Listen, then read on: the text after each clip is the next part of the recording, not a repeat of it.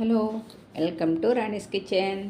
ఈరోజు మీకు నేను తోటకూర పులుసు కూర చేసి చూపిస్తానండి.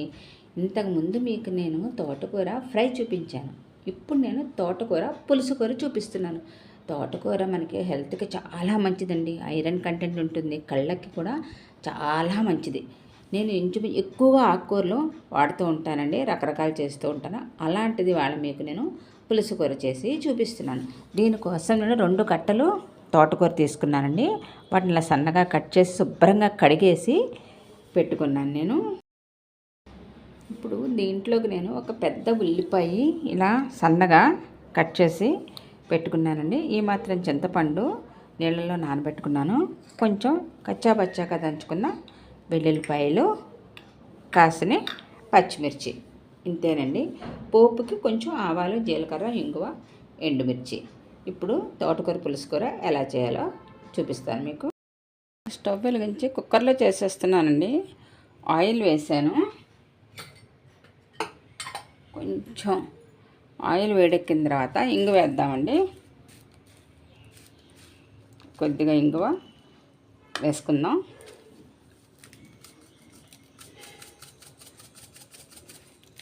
కొద్దిగా అయితే సరిపోతుంది.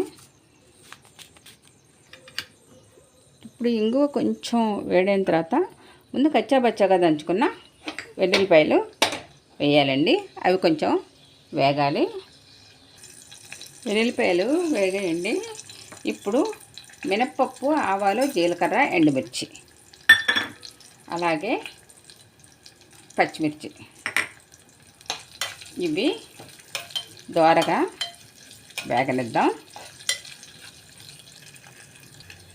ఇప్పుడు మనం ఉల్లిపాయలు కూడా వేసిద్దామండి. ఇది కొంతమంది కూర చప్పగా ఉంటుంది అనుకుంటారండి. ఇలా కొంచెం చింతపండు పులుసు వేసి చేస్తాం అనుకోండి, అప్పుడు మంచి పుల్లగా మంచి రుచిగా ఉంటుంది. కొంచెం కరివేపాకు కూడా వేస్తున్నానండి. మనం వండుకునేట్లా ఉంటే ఏ కూరలైనా కానీ మంచి రుచిగా ఉంటాయండి, చక్కగా వండుకుంటే. ఇప్పుడు ఈ ఉల్లిపాయలు దోరగా వేగిన తర్వాత అప్పుడు మనం తోటకూర వేసుకుందాం. దీంట్లో ఉల్లిపాయలు వేగిపోయండి. ఇప్పుడు మనం తోటకూర వేసేసుకుందాం చక్కగా.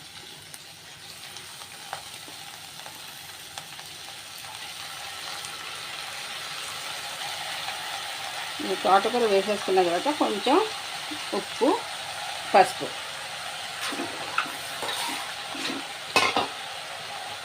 దీనికి సరిపడగా సాల్ట్ వేసేసుకున్నాం. కొద్దిగా పసుపు వేసేసి దీని ఒక్కసారి కలిపేసుకుని అప్పుడు మనం చింతపండు పులుసు వేసి మూత పెట్టేసాం అనుకోండి, 3 విజిల్స్ వచ్చేస్తే చక్కగా మెత్తగా ఈ తోటకూర అంతా ఉడికిపోతుంది.